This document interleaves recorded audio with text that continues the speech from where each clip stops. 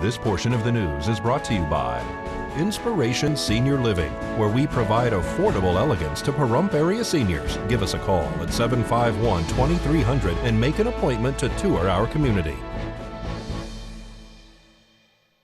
Vision loss is one of the most feared complications of diabetes. If not diagnosed and treated early, diabetic retinopathy can lead to blindness. For decades, laser therapy has been used to treat this complication. However, this procedure can come with some important side effects. A new study tested a different type of treatment using an injectable medication called ranibizumab to see if it would be as effective as laser therapy. This health tip is brought to you by Desert View Hospital and Mountain Valley Physicians Group. Don't put your health on hold. We have time for you. Call us to schedule your appointment. 775-751-7100. Imagine your vision going from this to this. These changes can happen slowly or all at once. It's called diabetic retinopathy, and it's the leading cause of vision loss in patients with diabetes. The most severe form of diabetic retinopathy is called proliferative diabetic retinopathy. There's a development of abnormal scar tissue and blood vessels that are tugging on the retina. This eye, injected with dye, shows abnormal blood vessels that are leaking. This often causes bleeding or even a detached retina.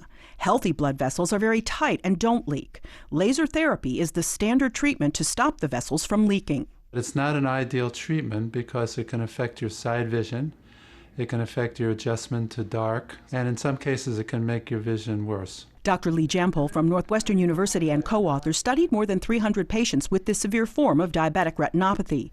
Patients either receive standard laser therapy or treatment with a newer medication called ranibizumab, which was injected directly into the eye. In total, researchers treated almost 400 eyes. Outcomes, especially vision loss, were compared at 2 years. And over the course of the 2 years, the patients receiving the injections of the medication did somewhat better than the ones that got the laser. It had less side effects. The peripheral vision stayed about the same in the medication group, but it was diminished in the patients that had the laser treatment. There are other changes that occur in the retina with swelling of the back of the retina, and we know that the injections help to prevent that better than the laser treatment. Routine eye exams helped identify Michael Graff's retinopathy. Today he sees his ophthalmologist regularly because maintaining his vision is vital. I'm an artist. It's very important. I couldn't imagine being without it. So when the patient goes in now to their doctor with proliferative diabetic retinopathy, there's two choices, whereas before there was only one. Catherine Dolf, The JAMA Report. Thanks so much, Catherine. The injectable medication ranibizumab had a low complication rate and showed good safety. The Nye County Sheriff's Office called the Metro Bomb Squad to take custody of what they determined is a hand grenade that was found on a property off Savoy Street this afternoon. How the grenade got to the location and if it was live is unknown at this time. The item was safely removed from the property. Emergency crews extinguished a fully engulfed detached garage that caught fire Saturday on the south end of town. It was around 3:30 this afternoon. We were dispatched a report of a structure fire en route. Nye County reported, in fact, it was a detached two-car garage at the rear of the property. Reporting party making the call to 911 stated that the structure was well involved. There was also a very closely located dog pen with a subsequent structure and also multiple vehicles. Upon Engine 3's arrival, they found, in fact, that we did have a well-involved structure. There was immediate exposures. The exposures were protected. The primary dwelling was already self-vented, which means the fire was through the roof. They did a good job holding the fire to the building of origin today. We found that we're just about to commence the investigation, but we're already finding other vehicles within the garage, numerous combustibles and flammables. We also had numerous explosions, ammunition, and other vessels that were stored within the garage. Were there any vehicles that were damaged? There's at least 2 that have significant heat damage to them. We were able to stop the fire from actually spreading to those vehicles, but the subsequent heat produced by that primary dwelling was significant. How are the animals? The animals are out. Animal control's on location. They will be securing those 2 animals and will be assessed for any injuries. Tell me what kind of precautions that you take when you have ammunition. Just try and stay behind stationary objects for further protection instead of going to an offensive interior attack, and including in this particular case, the conditions within didn't warrant that. So defensive exterior, use fixed objects as stationary and protection, and overall everything went very well today. So no extensions? No extension of the fire. It did start heating up that dog structure and also heated up the nearby vehicles, but it did not actually extend to them. Yeah, I know that you're doing the investigation now.